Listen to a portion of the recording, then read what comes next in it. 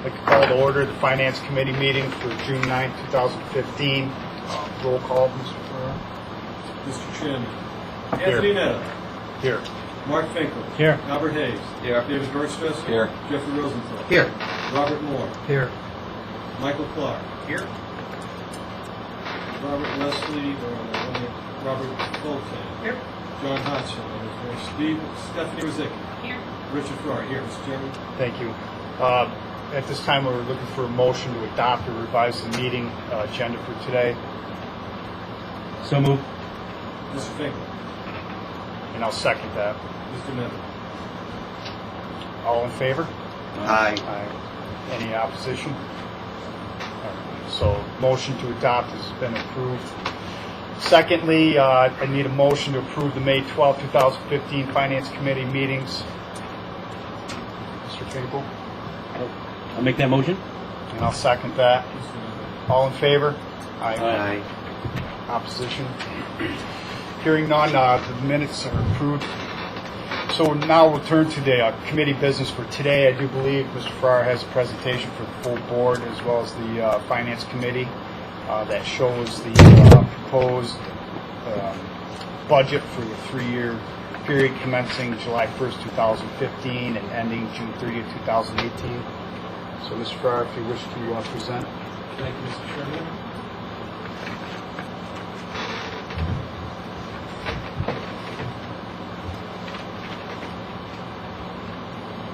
This is the corporate structure of the regulating district. It's pretty simple. 2 watersheds, the Hudson and the Black River, and then the general board. The Black and Hudson share the general board expenses proportionately based on the total expenses of each. This is the current organization of the district. Board at top, executive director reports to the board. Mr. Farrar, is this information in our packets? Not this presentation. You will have a copy of this presentation. Just wanted to make sure that I was paying attention because I didn't see it.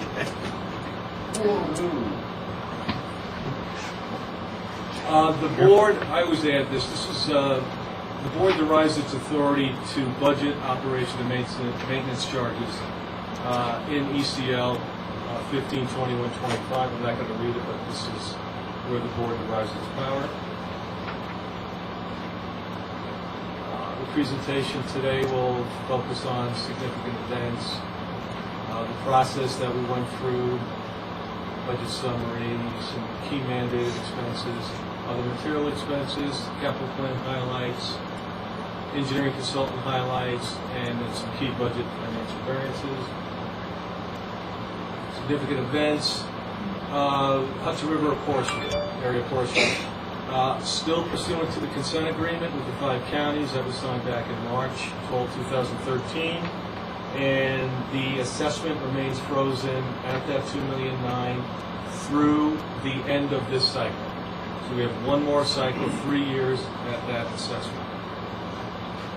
A big part of the budget was developing the engineering consultant capital expenditure plan, and the chief engineer and staff participated in that. Certainly the determination of the district's external non-assessment revenue sources, those being the hydropower agreements, which essentially are agreements that have been in place for many years and for the most part have, well actually both have, in the Black and the Hudson, have 3% annual escalators. That company. Another non-assessment income item, which will probably be a fairly material one, is the FERC 10F cost. Unfortunately, at this time, the final headwater benefit charges have not either. There's been a determination, but the agreements and how this is all going to fall out has not been decided at this time. Again, there's interest that we would get off of the short-term investment pool where all of the assessments reside. Also, as a non-assessment income item, it's very small. Interest has been at less than this. And then sale of surplus, any item, capital item, district vehicles that we sell is also a non-assessment item. All of those items come off of the total expenses, reduce the total expenses, at which point the balance is assessed out to the 2 beneficiary groups, one of the Hudson and the Black. The board approved the budget development schedule back in December 9th of last year. Initially, senior staff met with the Finance Committee Chair in January. We also met very recently in June. We discussed the schedule, the structure of the district, the capital plan, and the funding alternatives to pay for that plan. Assessment, increased mitigation, and other items. District staff provided me with their needs for the 3-year cycle. Most of that basically revolved around our need to accomplish the mission. The capital structure maintenance plan has been worked on and refined throughout the period, January through actually to date. I presented the first draft budget at the March 15th Finance Committee meeting, March 10th, 2015 Finance Committee meeting. I presented a second draft at the May 12th, 2015 Finance Committee meeting where certain construction budget items were shifted. We updated the pension costs to reflect the just recently received 2015-16 estimates that were provided by the New York State Retirement System folks. We continued to discuss the capital project funding options. And then the final draft today to the Finance Committee incorporates final capital project funding debt service numbers that basically look at the two major projects, the two that the board has already approved a bond resolution, that being the Comptonville reconstruction and the Hawkinsville remediation. The rates, we're pretty certain the range of the rates, but right now they haven't been set in stone yet because there's still some work to be done. The rates could be as low as 1.75, and that would be a subsidized rate for the Comptonville project, and up to 4.5%, which could be the worst case scenario for the Hawkinsville project, which is just going to go out to a negotiated sale. We also updated the personal costs, salaries and such, which is the Code 1 budget. And in the final budget, or the final draft before the committee and the board, we've come up with a final unappropriated funds application. Another way of saying we've had some prior year's surplus. Any of that is not committed to a previous project or what have you, we are using to mitigate, to stay at the 2.9 for the Hudson and to mitigate any increase in the Black River. So, the total 3-year budget for the total budget Hudson and Black is $25.23 million. Hudson of that is 19.89, Black is 5.34. Again, what we need to operate is exactly what we need to bring in. And the income, same number, 25.23 million total district income. The Hudson, same number, 19.89.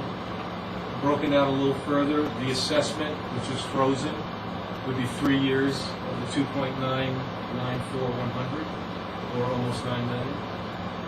The non-assessment, principally the water usage agreement, permit fees, and some unappropriated funds, again, surplus to keep the budget at annually at 2.9 is 5.28 million. The state share for 3 years is 2.56 million. Bond proceeds, these are estimates. The bonds are going to go as the projects move along, but right now it'd be 3.7 million. That's for the Comptonville Dam, which the board has approved the bond resolution, and a proposed reconstruction at Indian Lake, which is right now in the 3rd year of the budget. Black River, 5.34 million. Their assessment, 3.45 million over 3 years. Non-assessment income is 250,000. Again, principally their water usage agreement. And bond proceeds for the Hawkinsville Dam, and the currently not approved for bond resolution Old Forge Dam reconstruction. Some key mandated expenses, retirement costs, the New York State retirement system. Over the 3 years, $966,000. Big number. Not so awful is the increase because it's a 3 year. So 3 years of 12 through 15, and the 3 years to today, the difference is an increase of 4.8%. Health and dental looks about the same, 4.5% increase. Property liability and workers' comp insurance, and I just received that premium last night, and I'll give you that during the regular meeting. I believe it's about $191,000, but over the actual, that 12.7 is probably a little high because of the number I just received. It's probably more like 10% over 3 years. Very difficult to find underwriters for the structures which the district is responsible for. And the Hudson River area taxes, $8.9 million over 3 years, almost half of the entire budget is taxes, school and property. Black River area taxes, $112,000, about a 2% increase. On a 3-year material expenses, again, the capital projects will run about $5.4 million. We're going to have one replacement vehicle, $28,000, engineering consultant, $336,000. Our U.S. GS gauge services, or what we use to get all of our measurements and elevations and such, $327,000 over 3 years, which is actually a decrease. Office rent, $145,000, also a decrease. Debt service, $504,000. That's if, in fact, the 2 projects, one in the Hudson, Indian Lake, and the Old Forge projects actually happen in the 3rd year. If they don't, that number is probably high by 100,000. Here's the highlights of the capital projects. Conkeyville Spillway reconstructed, $3.3 million. Indian Lake, $720K. Black River area, Hawkinsville Dam remediation, $1 million. Old Forge, $640,000. On the engineering side, a lot of the engineering has been done for these projects, so these are not big, huge numbers. Spillway reconstruction observation, $92K. Under the Black River, Old Forge reconstruction, engineering, $60K. Six Lake, final design, $75,000. What does this look like off of the last 3-year budget that will end next month? Total district expenses for this budget up 1.60%. Less than the property tax cap, which we are now governing.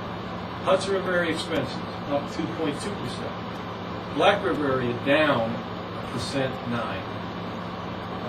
Again, the Hudson River area, we're locked in for 3 years, so there was no increase. And the Black River area assessment will decrease 1.65%, or right about $58,000.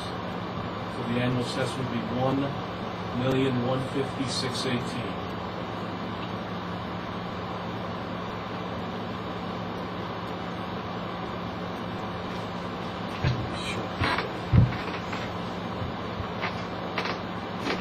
Any general questions, or throw up the full budgets if anybody wants to see anything in particular?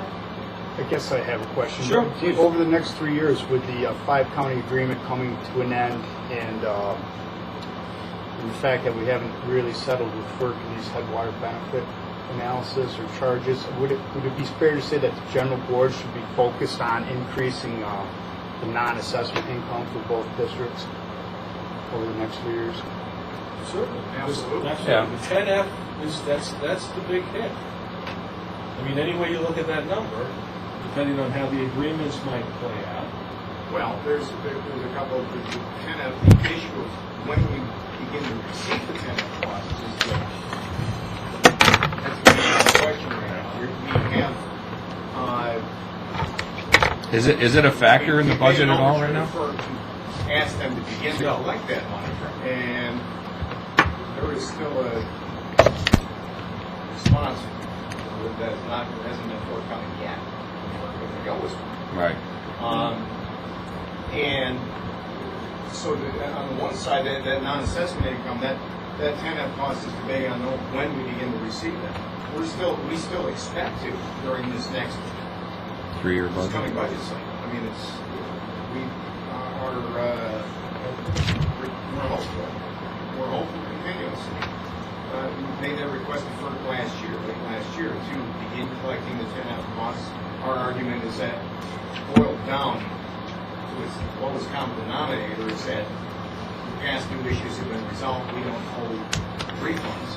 Therefore, please collect the 10F costs as outlined, the $788,000 a year, as outlined in the employee benefits determination. So that's the one thing. The other non-assessment income that's key in all that are the hydropower agreements, reservoir operating agreement for Great Sagadaga, which is right now it's about 1.1 million, and as Mr. Farrar mentioned, it's got a 3% per year escalator on it. And to a much smaller extent on the reservoir operating agreement for Stillwater Reservoir for the Mercer Hydro there, that is, I mean, the numbers in order of magnitude low, but still,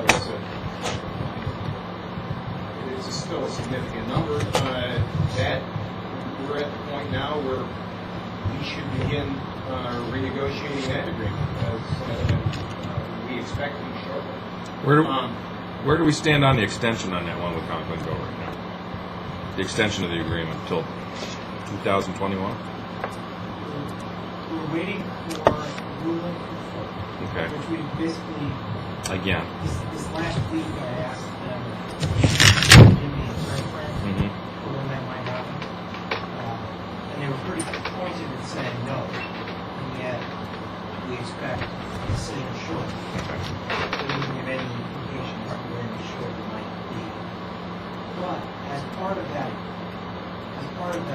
order from FERC, ordering principal and or benefit payments, that should resolve our the issue that we tried to mitigate period one. Right.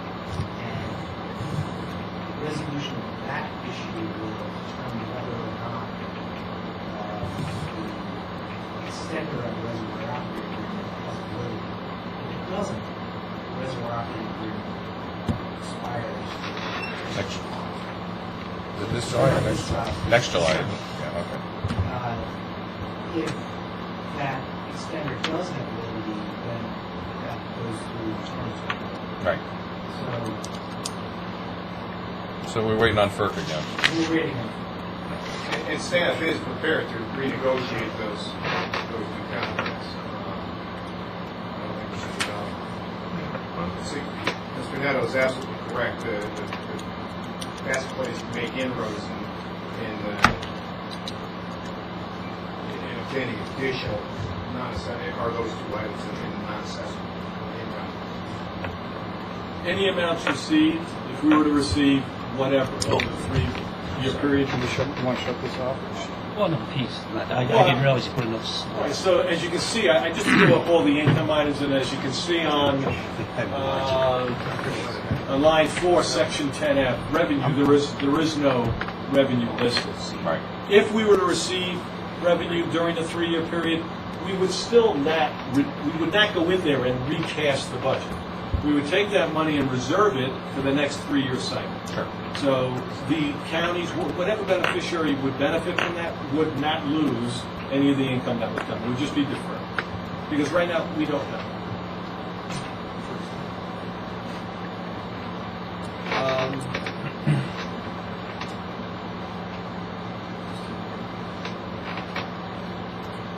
Are we done with this screen? Can we turn Yeah, it we up? could probably.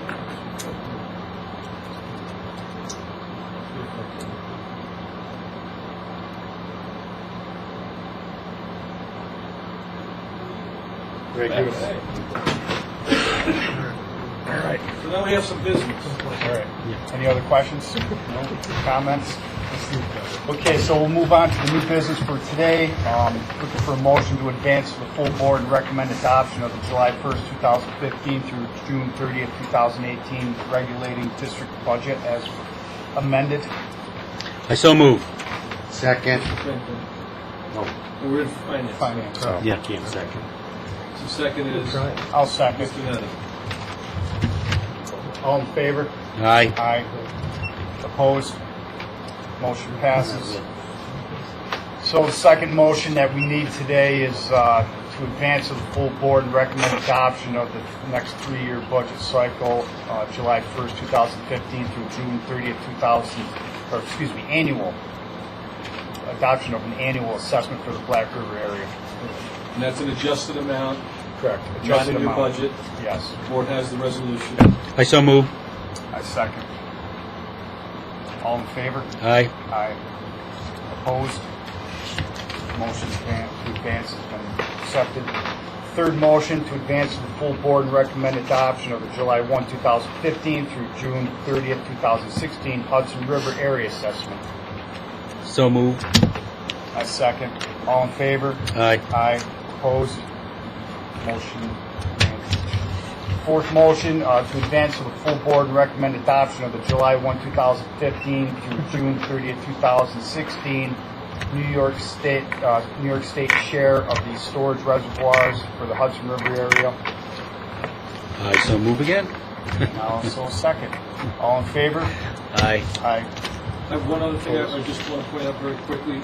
In approving the budget, Section 5 of Article 10 of the State Constitution, Article 9 of Public Authorities Law, and some other things I will say at this point, requires a 4th-year plan in that budget. It's a plan, but the board is not locked into this. And historically, I have just added 2% for the last year and just created that plan. When we do the next year's cycle, that plan means nothing. Okay. But it is required just to see, to monitor this.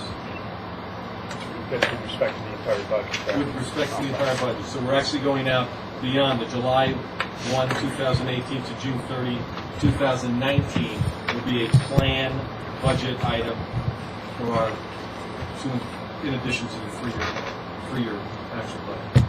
Fair enough. So, looking for that motion to advance the New York State share.